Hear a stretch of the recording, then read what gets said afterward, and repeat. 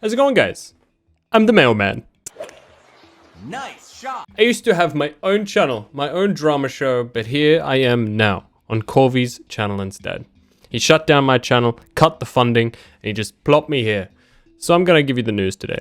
I have two main stories that I want to talk about, and those two stories are Logan Paul responded, and something that's really close to my heart, which we'll touch on now. League of Legends and esports has been a huge part of Corvy's career, and he told me that it really impacted him that Dash stepped away. So why did Dash step away after 10 years of esports hosting?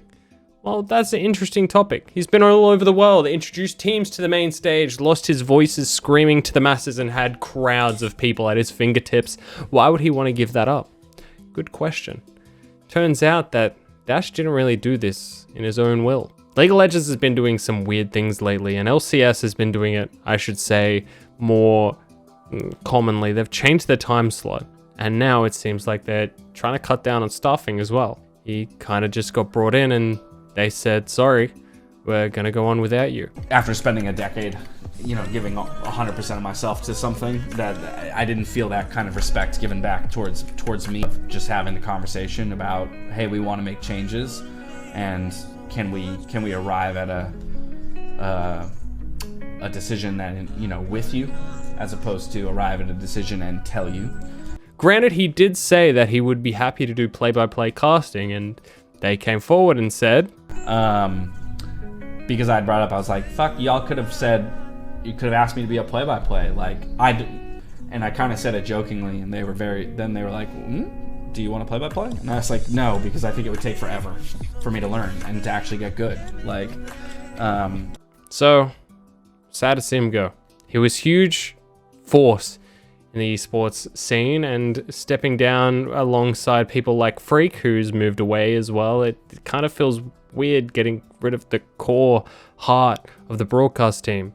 I wonder if there even is going to be a broadcast team anymore. It seems like major events is the way that League of Legends is going to, which would be really sad, but it's what Dota does, and they have a lot of money going towards it. Next story! Mailman here to give you the other thing that's hit my desk this morning.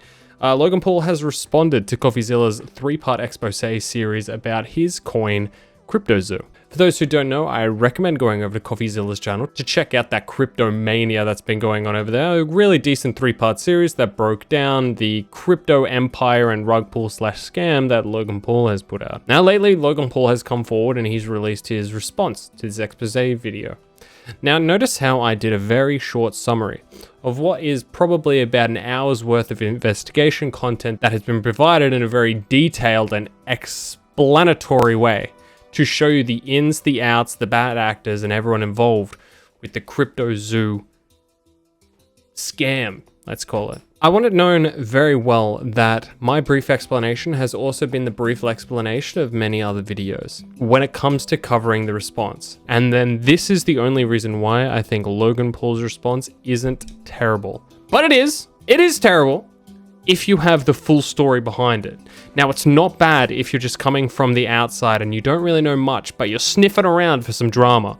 Logan Paul goes on to this video and he talks about the people that CoffeeZilla interviewed, and one of them was someone who has a previous criminal history in obstructing justice. Zach Kelling. Surely, as the internet detective that you proclaim to be, you would know that he spent time in prison for multiple felonies, one for aggravated robbery, armed robbery at a liquor store, and the other for, surprise, obstructing the legal process. I can see why you kept him anonymous. Now, if you have no idea about the full investigative work that CoffeeZilla did, which there's a lot, and the only one person he brings up and he shows interviews, he kind of makes it seem like CoffeeZilla based his whole investigation around this one person that came forward. And if that one person that came forward is a known liar in his criminal history, why are we even shooting shots at him? Logan Paul's response really does a lot of these dodging, weaving, and pointing the fingers at other people. And I really want to make sure that anyone who doesn't really follow the full story and is a fan of Logan's or is just sniffing around the drama gets the full story themselves. Logan does a great job at pointing fingers at other people, and he, for those people who don't know the full story, could change some minds and swing them to his side. I would really, really implore you, if you are interested in the Logan Paul drama, please go watch CoffeeZilla's series, because it shines a light on everything that's going on, and don't let Logan Paul's silver tongue sway you at all.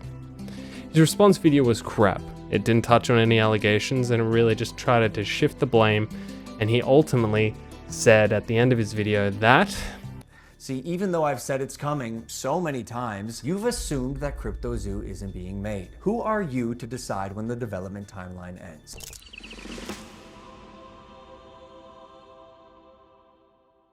That's right. You can't really call a project a scam if you can continuously say in your defense that it's still in the works. I like to think that it wasn't still in the works in the background. I like to believe that it started and it will be released at this time. It's funny that if he just kept working on it this whole time, that it probably would have been done and all this drama would have been avoided, but what can you do? Anyway, this has been the Mailman. This has been a cheeky little update video on the drama that's been interesting me lately. Thanks, Corvy, for giving me this spotlight, and I'll see you guys around whenever I actually get to do another one of these videos, because I like just talking about what's going on in the world and what's interesting me. And these 2 stories have been huge this week. So yeah. Alright guys, bye-bye. Bye-bye. Have a good week. Have a good week. I'll see you next week. Drama week. Drama Wednesdays. Thursdays? What day is it? I don't know. Friday, I think.